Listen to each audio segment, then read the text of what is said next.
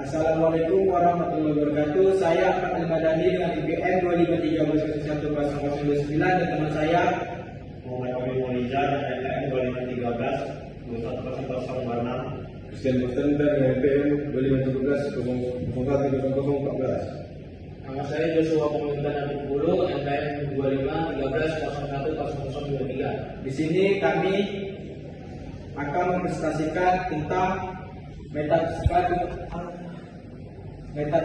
metafisika ketuhanan yang Maha Esa tentang gaya pemerintahan yang telah dikasih tugasnya oleh Bapak Ahmad Yazid. 3. Di sini saya akan menjelaskan tentang demokrasi. Pengertian demokrasi. Demokrasi berasal dari bahasa Yunani, yaitu demos yang berarti rakyat dan kratos yang berarti kekuasaan untuk pemerintahan. Secara harfiah, demokrasi dapat diartikan sebagai pemerintahan yang dijalankan oleh rakyat. Dalam sistem ini, rakyat merupakan pemegang kedaulatan tertinggi yang memiliki hak untuk menentukan arah penyelenggaraan negara melalui mekanisme yang telah ditetapkan, seperti pemilihan umum, musyawarah, maupun lembaga perwakilan. Menurut Abraham Lincoln, demokrasi adalah government of the people, by the people, and for the people, yang berarti pemerintahan dari rakyat, oleh rakyat, dan untuk rakyat. Dalam perkembangannya, demokrasi ini menjadi salah satu sistem pemerintahan yang paling baik diterapkan di dunia. Setiap negara memiliki bentuk demokrasi yang berasal sesuai dengan kondisi sosial, budaya, sejarah, dan konstitusi masing-masing. B. Sejarah perkembangan demokrasi. Demokrasi pertama kali berkembang di kota Athena, Yunani kuno sekitar abad ke-5 sebelum Masehi. Pada masa itu, warga negara laki-laki memiliki hak untuk menghadiri sidang dan mengambil keputusan mengenai berbagai urusan negara secara langsung. Sistem tersebut dikenal sebagai demokrasi langsung atau direct demokrasi. Seiring berkembangnya jumlah penduduk dan luas wilayah negara, sistem demokrasi langsung menjadi sulit diterapkan. Oleh karena itu muncul demokrasi perwakilan, yaitu rakyat memilih wakil-wakilnya untuk duduk di lembaga legislatif dan menjalankan fungsi pemerintahan. Prinsip-prinsip demokrasi. Pelaksanaan demokrasi berdasarkan pada beberapa prinsip pokok, antara lain yaitu kedaulatan bagi tangan rakyat, persamaan hak bagi seluruh warga negara, penghormatan terhadap hak asasi manusia, kebebasan menyampaikan pendapat, supremasi hukum, pemilihan umum yang bebas, jujur dan adil. Adanya pembagian kekuasaan antara lembaga negara pemerintah yang bertanggung jawab pada rakyat. D. Ciri-ciri demokrasi. Suatu negara dapat dikatakan menerapkan sistem demokrasi apabila memiliki beberapa karakteristik berikut. Karakteristiknya adanya pemilihan umum secara berkala, tersedianya kebebasan berpendapat dan kebebasan pers, pemerintahan dipilih oleh rakyat, adanya lembaga legislatif, eksekutif, dan yudikatif yang saling mengawasi, pengakuan terhadap hak warga negara, adanya partai politik sebagai sarana penyaluran aspirasi masyarakat, penegakan hukum yang adil bagi seluruh warga negara. Ciri-ciri tersebut menjadi indikator bahwa pemerintahan dijalankan berdasarkan kehendak rakyat dan bukan semata-mata atas kehendak penguasa. Kelebihan dari demokrasi memiliki beberapa kelebihan yang terakhir, yaitu memberikan kesempatan kepada masyarakat untuk berpartisipasi dalam pemerintahan, menjaga perlindungan hak asasi manusia, mengurangi kemungkinan munculnya pemerintahan yang otoriter, mendorong transparansi dan akuntabilitas penyelenggara negara, memberikan ruang privat dan pengawasan masyarakat terhadap pemerintah. F. Kekurangan demokrasi. Di samping memiliki banyak kelebihan, demokrasi juga memiliki beberapa kelemahan, antara lain yaitu pengambilan keputusan sering berlangsung lama karena memerlukan musyawarah, biaya penyelenggaraan pemilu cukup besar, adanya potensi politik uang. Dan G. Contoh penerapan demokrasi. Beberapa negara yang menerapkan sistem demokrasi antara lain yaitu Indonesia, Amerika Serikat, Kanada, Jepang, Australia, India, Korea Selatan, Jerman, dan Prancis. Meskipun sama-sama menganut demokrasi, setiap negara memiliki sistem ketatanegaraan yang berbeda sesuai dengan konstitusi dan secara masing-masing. H. Demokrasi dalam perspektif metafisika. Metafisika merupakan sebuah filsafat yang membahas hakikat keberadaan, realitas manusia, dan nilai-nilai yang mendasari kehidupan. Dalam perspektif metafisika, demokrasi dipandang sebagai sistem yang mengerti bahwa setiap manusia memiliki martabat yang sama sebagai makhluk ciptaan Tuhan. Analisis.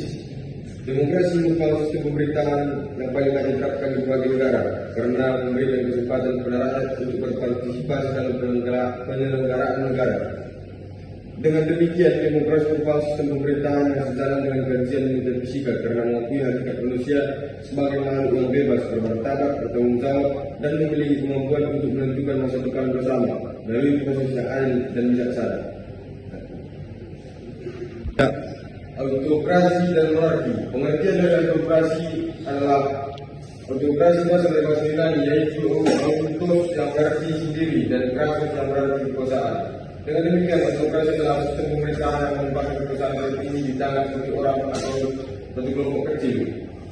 Pada pemerintahan autokrasi, keputusan politik umumnya tidak memerlukan persetujuan masyarakat atau lembaga perwakilan.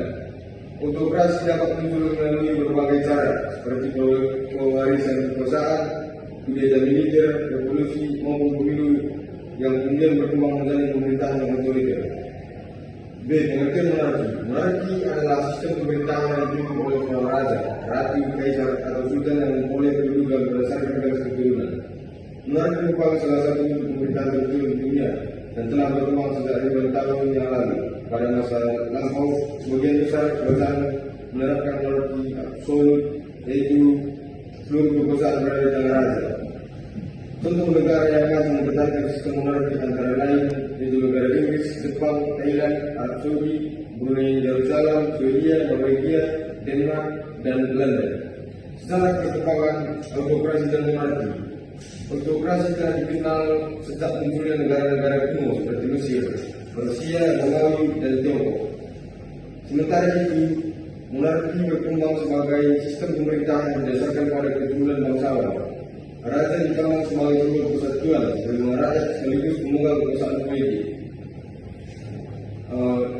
Ciri-ciri autokrasi.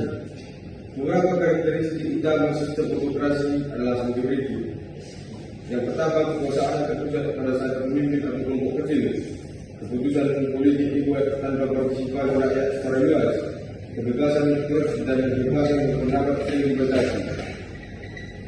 Ciri-ciri monarki. Adapun ciri-ciri sistem monarki meliputi kepala negara adalah seorang raja atau ratu. Jabatan diwariskan berdasarkan garis keturunan.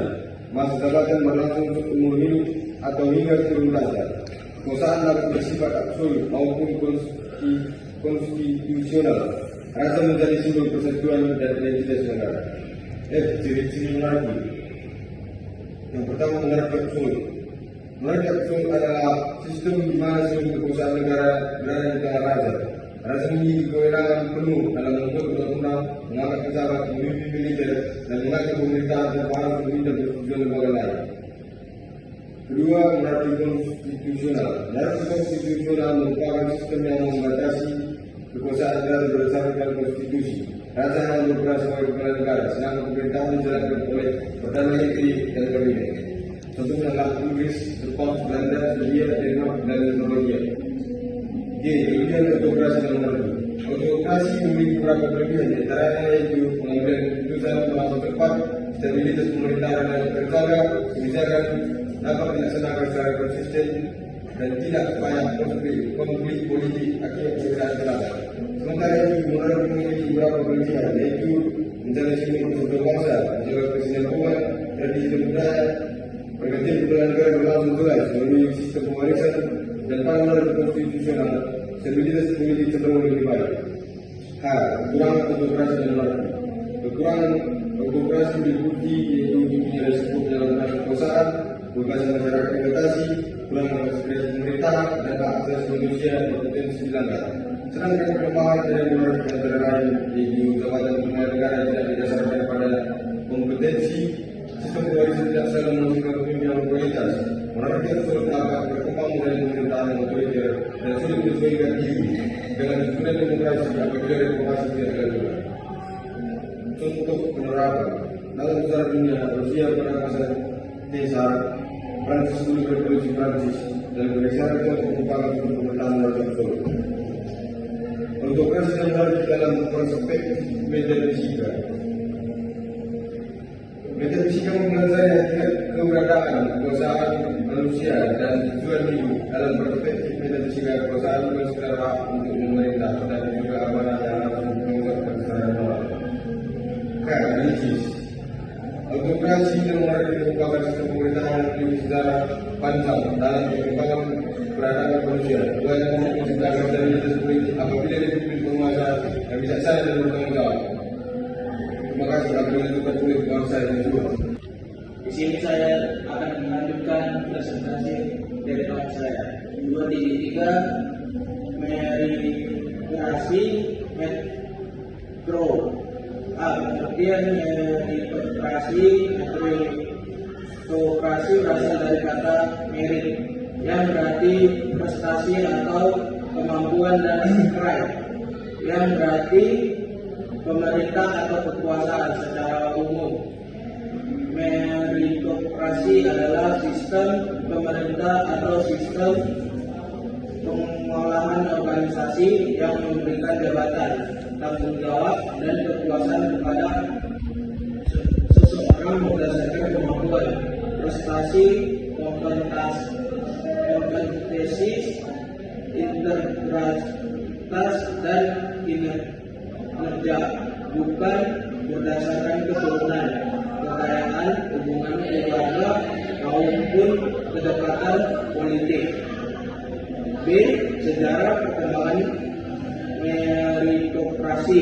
Gagasan meritokrasi sebenarnya telah muncul sejak ribuan tahun yang lalu. Salah satu contoh paling awal yang dapat ditemukan pada sistem pemerintah Tiongkok kuno pada masa kedinastian dan kemudian perkembangan Pesat dan pada dinasti Tang serta dinasti Song. Pemerintah menyelenggarakan penyelenggaraan imperial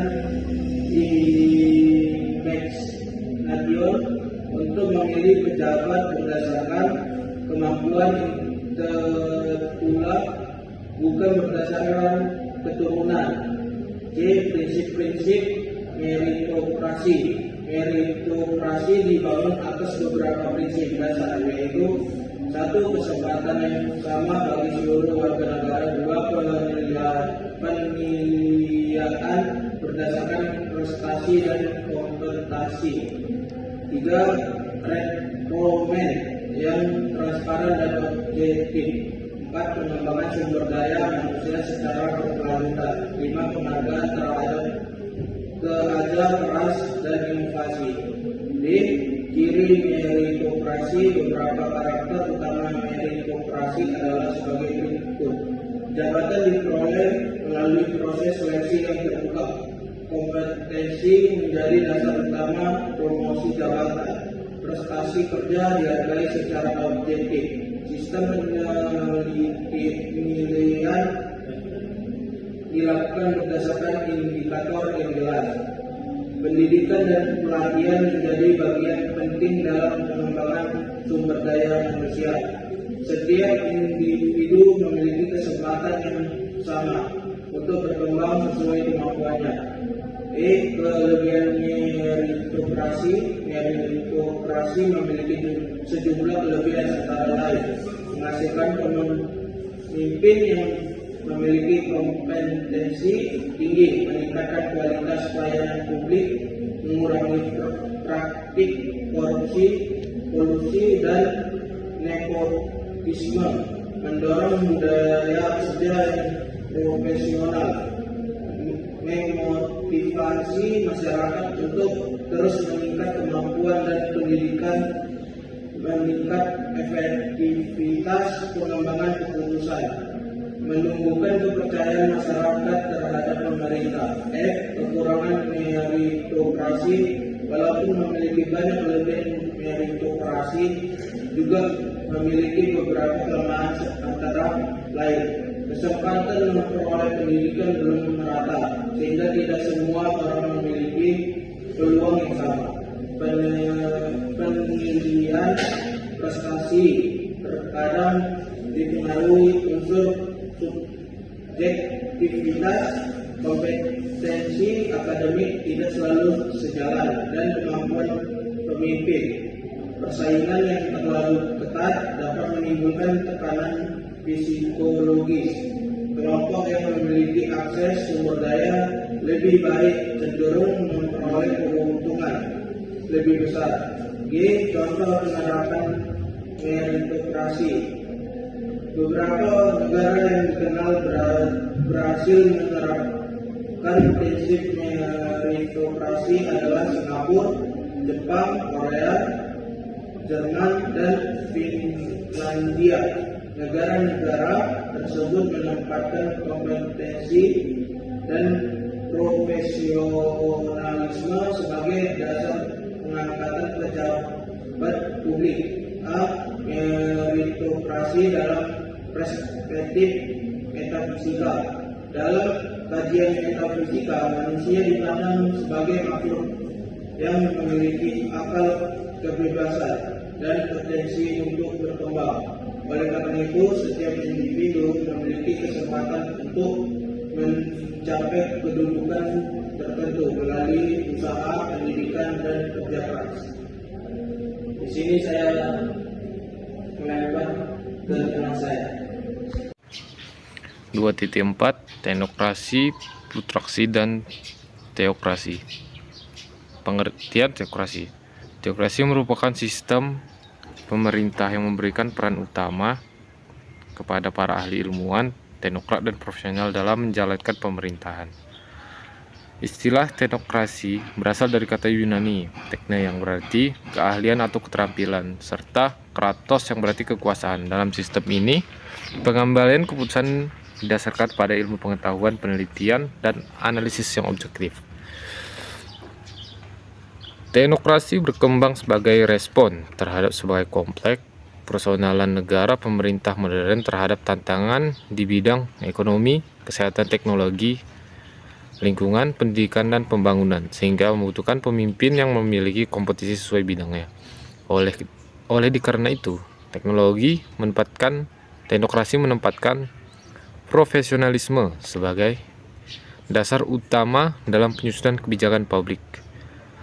Berbeda dengan demokrasi yang menitik beratkan pada kehendak rakyat melalui proses politik. Teknokrasi lebih menekankan efektivitas, efisiensi, dan rasionalitas dalam pembagian keputusan. Para teknokrat dipercaya mampu menyusun kebijakan berdasarkan fakta ilmiah, sehingga hasilnya lebih tepat sasaran. Yang kedua, sejarah perkembangan teknokrasi. Gagasan teknokrasi mulai berkembang pada abad ke-20 ketika ilmu pengetahuan dan teknologi mengalami kemajuan pesat. Revolusi industri mendorong kebutuhan akan tenaga ahli yang mampu mengolah pembangunan secara efisien.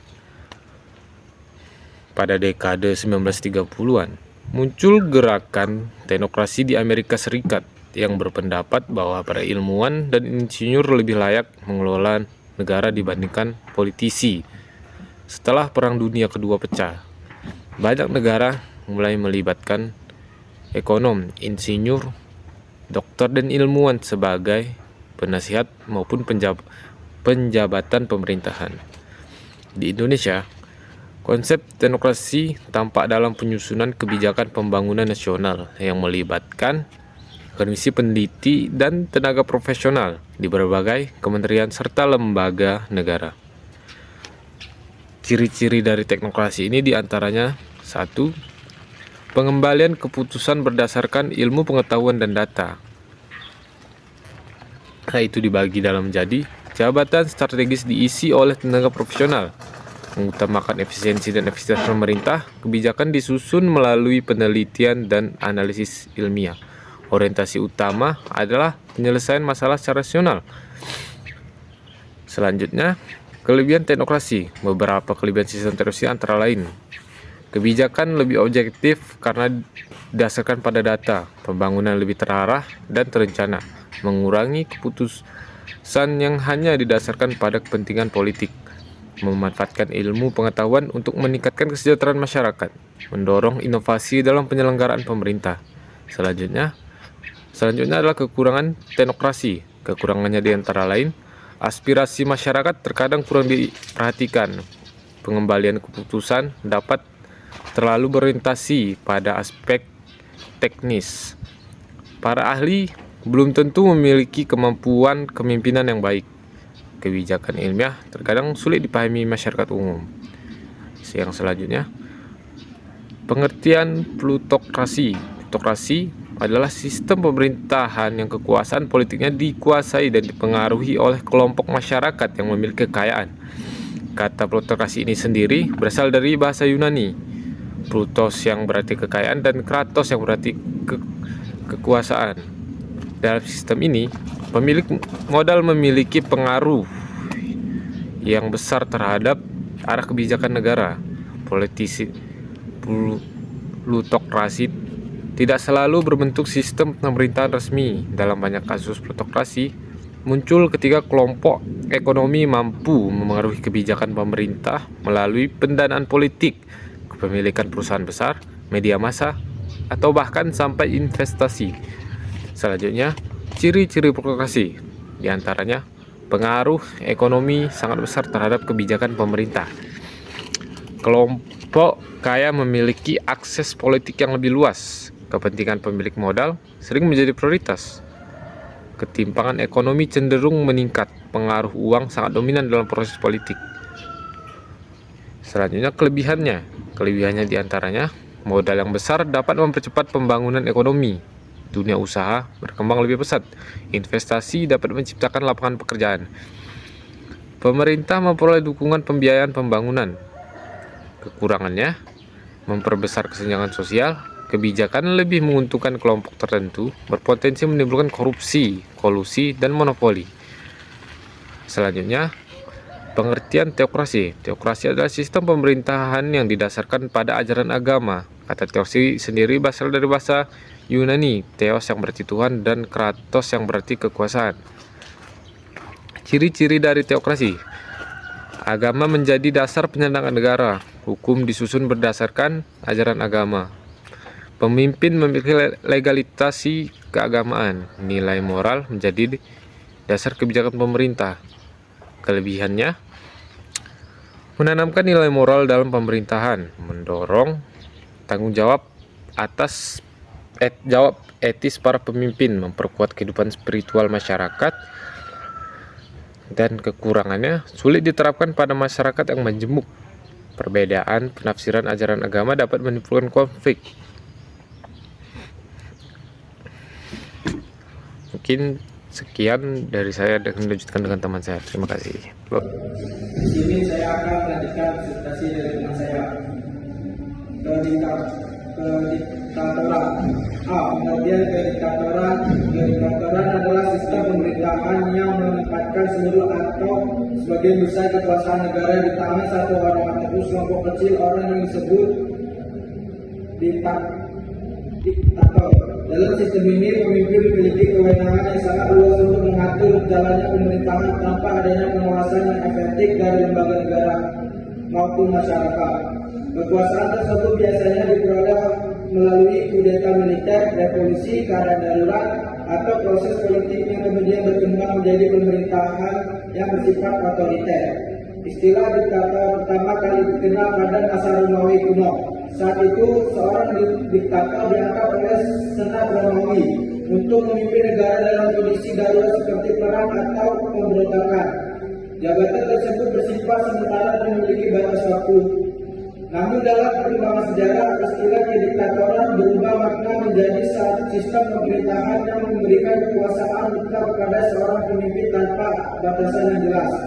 Pada negara yang menerapkan kediktatoran, pemimpin memiliki kendali terhadap hampir seluruh aspek kehidupan masyarakat, mulai dari politik, ekonomi, hukum, media massa, hingga keamanan.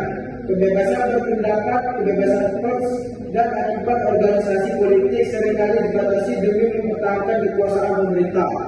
B. Secara perkembangan kediktatoran. Kediktatoran telah muncul dalam berbagai bentuk secara zaman kuno. Pada masa kekaisaran Romawi, jabatan diktator diberikan kepada seseorang untuk mengatasi situasi yang mengancam negara. Akan tetapi seiring berjalannya waktu, beberapa penguasa menggunakan jabatan tersebut untuk mempertahankan kekuasaan secara permanen. Pada abad ke-20, dunia menyaksikan munculnya berbagai pemerintahan diktator, terutama setelah Perang Dunia I dan Perang Dunia II. Krisis ekonomi, konflik politik, serta lemahnya pemerintahan demokratis menjadi faktor yang mendorong lahirnya rejim-rejim otoriter di berbagai negara. Dalam banyak kasus, para diktator memperoleh dukungan melalui janji stabilitas politik dan pemulihan ekonomi, tetapi kemudian membatasi hak masyarakat untuk mempertahankan kekuasaan mereka. Perkembangan global yang semakin menekan demokrasi, hak asasi manusia, dan supremasi hukum menyebabkan banyak negara mulai meninggalkan sistem kediktatoran. Meskipun demikian, hingga saat ini masih terdapat beberapa negara yang menunjukkan karakteristik pemerintahan yang sangat terpusat. C. Ciri-ciri kediktatoran. Beberapa karakteristik utama sistem kediktatoran adalah sebagai berikut. Kekuasaan terpusat pada satu orang atau kelompok kecil, masa jabatan pemimpin tidak memiliki batas yang jelas, kebebasan berpendapat dan kebebasan pers dibatasi, partai politik oposisi dibatasi atau bahkan dilarang. Aparat keamanan digunakan untuk menjaga kekuasaan pemerintah. Pengambilan keputusan dilakukan secara sepihak. Lembaga legislatif dan yudikatif memiliki fungsi yang sangat terbatas. Kritik terhadap pemerintah sering dianggap sebagai ancaman terhadap negara. Karakteristik tersebut menunjukkan bahwa sistem kediktatoran menempatkan kekuasaan negara di atas partisipasi masyarakat. D. Jenis-jenis kediktatoran. Secara umum, kediktatoran dapat dibedakan menjadi beberapa bentuk. 1. Kediktatoran militer. Sistem ini dipimpin pemimpin militer yang memperoleh kekuasaan melalui kudeta atau pengambilan pemerintahan. Militer memegang peranan dominan dalam seluruh aspek kehidupan negara. 2. Kediktatoran partai. Pada sistem ini, satu partai politik menguasai seluruh pemerintahan dan tidak memberikan kesempatan kepada partai lain untuk bersaing secara bebas. 3. Kediktatoran personal. Seluruh kekuasaan berada di tangan seorang individu yang memiliki pengaruh sangat besar terhadap pemerintahan. Semua keputusan penting tergantung pada kehendak pemimpin tersebut. 4. Kediktatoran ideologi. Pemerintahan dijalankan berdasarkan suatu ideologi tertentu yang dianggap sebagai satu-satunya kebenaran sehingga kelompok yang memiliki pandangan berbeda sering mengalami pembatasan. E. Kelebihan kediktatoran. Meskipun sering mendapat kritik, terdapat kelebihan yang dikemukakan oleh pendukung sistem ini, antara lain pengertian keputusan berlangsung sangat cepat, program pembangunan dapat tanpa banyak bagian politik, stabilitas pemerintahan lebih mudah dijaga dalam jangka pendek. Konflik politik antar partai dapat diminimalkan. Kebijakan pemerintah dapat diterapkan secara konsisten. Namun, kelebihan tersebut umumnya hanya dapat dirasakan apabila pemimpin memiliki integritas dan benar-benar mengutamakan kepentingan masyarakat, kepentingan rakyat. F. Kekurangan kediktatoran. Kediktatoran memiliki berbagai kelemahan yang jauh lebih besar dibandingkan kelebihannya, antara lain yaitu berpotensi menimbulkan pelanggaran hak asasi manusia, tidak ada kebebasan menyampaikan pendapat, risiko penyalahgunaan kekuasaan sangat tinggi, tidak terdapat mekanisme pengawasan dan efektif terhadap pemerintah. Pergantian kepemimpinan sering menimbulkan konflik. Kebijakan negara sangat bergantung pada kehendak seorang. Inovasi dan kreativitas masyarakat dapat terhambat karena adanya pembatasan kebebasan. G. Kediktatoran dalam perspektif metafisika. Dalam kajian metafisika, manusia dipandang sebagai makhluk yang memiliki akal budi, kebebasan dan martabat. Oleh karena itu, setiap bentuk kekuasaan seharusnya menghormati hakikat manusia tersebut. Kediktatoran menempatkan masyarakat pada satu individu atau kelompok sehingga berpotensi mengabaikan kebebasan masyarakat. Apabila kekuasaan itu tidak disertai tanggung jawab moral, maka tujuan pemerintahan sebagai sarana mewujudkan keadilan dan kesejahteraan akan sulit tercapai. Metafisika juga mengajarkan bahwa kekuasaan bukanlah tujuan akhir, melainkan amanah yang harus digunakan untuk melayani masyarakat. Seorang pemimpin memiliki tanggung jawab etis untuk menjalankan pemerintah secara adil, jujur dan menghormati hak setiap warga negara. Hak analisis kediktatoran merupakan salah satu sistem pemerintahan yang memberikan kewenangan sangat besar kepada seorang pemimpin. Sistem ini mampu menghasilkan keputusan yang sangat cepat dan terpusat, tetapi juga memiliki risiko yang tinggi terhadap penyalahgunaan kekuasaan apabila tidak disertai mekanisme pengawasan. Dalam perspektif metafisika, kekuasaan harus dipahami oleh amanah yang bertujuan menciptakan keadilan, ketertiban, dan kesejahteraan masyarakat. Oleh karena itu, keberhasilan suatu pemerintah tidak hanya ditentukan oleh kuatnya pemimpin, tetapi juga oleh penghormatan terhadap nilai-nilai moral, hak asasi manusia, serta tanggung jawab dalam menggunakan kekuasaan demi kepentingan bersama. Sekian, terima kasih. Di sini presentasi akan dilanjutkan oleh teman saya. Baik, di sini saya akan melanjutkan presentasi dari teman saya. Pancasila permusyawaratan dan perwakilan. A. Pengertian Pancasila sebagai dasar sistem pemerintahan. Pancasila merupakan dasar negara ideologi yang sekaligus pedoman hidup bangsa Indonesia. Sebagai dasar negara, Pancasila menjadi sumber dari segala sumber hukum dan pedoman dalam penyelenggaraan pemerintahan. Nilai-nilai terkandung dalam Pancasila menjadi landasan bagi setiap kebijakan negara-negara agar tetap yang berorientasi dan kepentingan rakyat, keadilan sosial untuk bangsa serta penghormatan terhadap hak asasi manusia.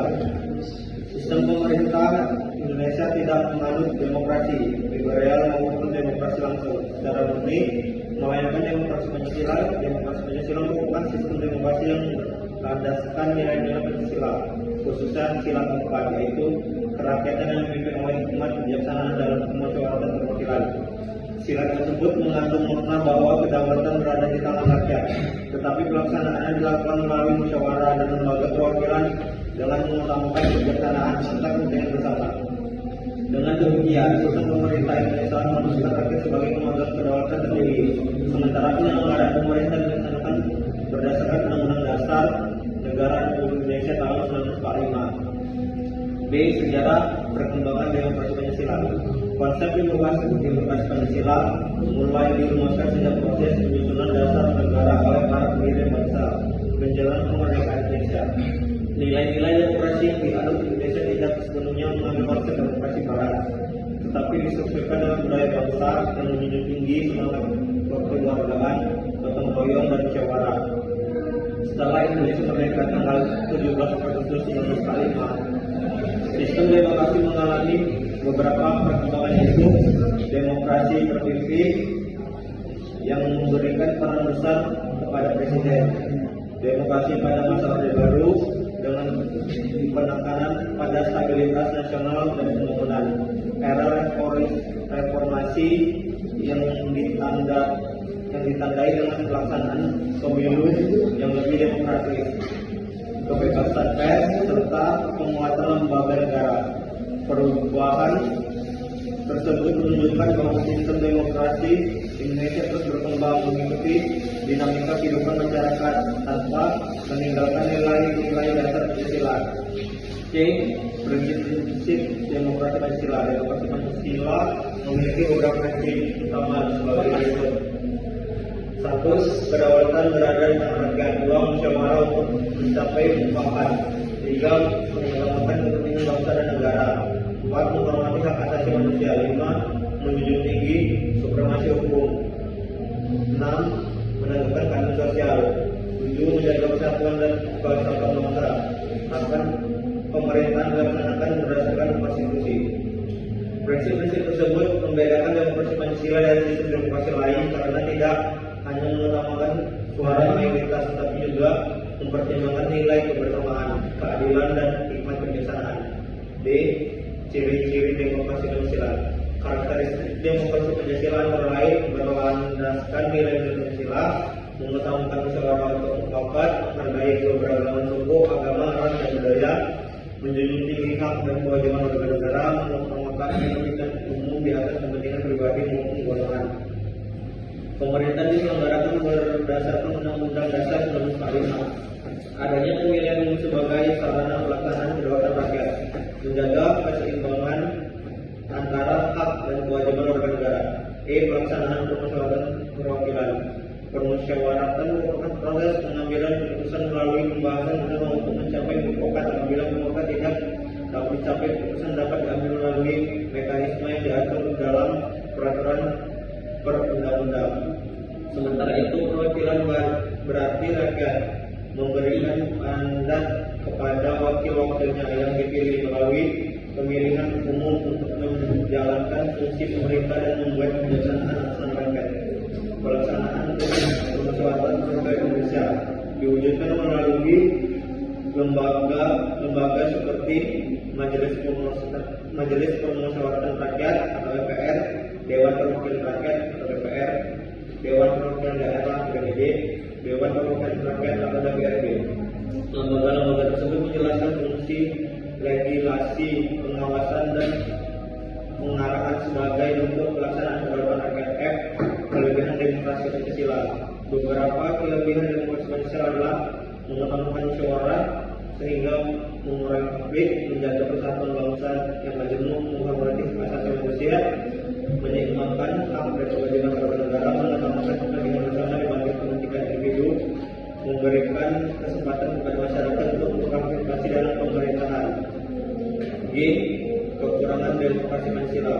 Selain memiliki berbagai kelebihan, terdapat beberapa tantangan dalam penerapan demokrasi Pancasila. Antara lain, musyawarah membutuhkan waktu yang relatif lama. Perbedaan kepentingan politik dapat menghambat terucapnya mufakat. Masih terdapat praktik korupsi, kolusi, dan nepotisme yang bertentangan dengan nilai-nilai Pancasila. Partisipasi masyarakat dalam proses demokrasi belum selalu optimal. Penegakan hukum terkadang belum berjalan secara konsisten. A. Demokrasi Pancasila dalam perspektif metafisika. Metafisika mempelajari hakikat manusia, kehidupan, moralitas, dan keberadaan. Dalam perspektif metafisika, demokrasi Pancasila memiliki landasan yang kuat karena mengakui manusia sebagai makhluk ciptaan Tuhan yang memiliki martabat, akal budi, kebebasan, serta tanggung jawab berat.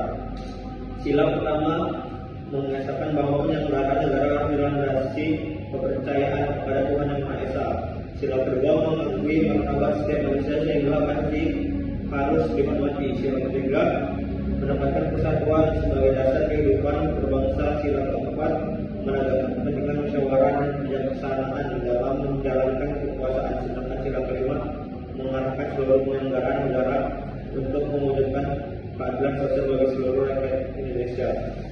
Dengan demikian, demokrasi Pancasila tidak hanya mengatur hubungan antara pemerintah dan rakyat, tetapi mencerminkan nilai-nilai filosofi mengenai hakikat manusia dan tujuan. Satu analis, demokrasi Pancasila merupakan sistem pemerintah yang dijalankan sesuai dengan karakter masyarakat Indonesia beragam. Sistem ini menggabungkan prinsip demokrasi modern dengan nilai-nilai budaya bangsa seperti gotong royong, musyawarah, dan kekeluargaan. Dalam perspektif metafisika, kekuasaan dipandang sebagai amanah yang harus dijalankan dengan penuh tanggung jawab, kejujuran, dan kebijaksanaan. Oleh karena itu, penyelenggaraan negara tidak hanya dituntut memiliki kemampuan menjalankan pemerintahan, tetapi juga memiliki moralitas dan integritas yang tinggi.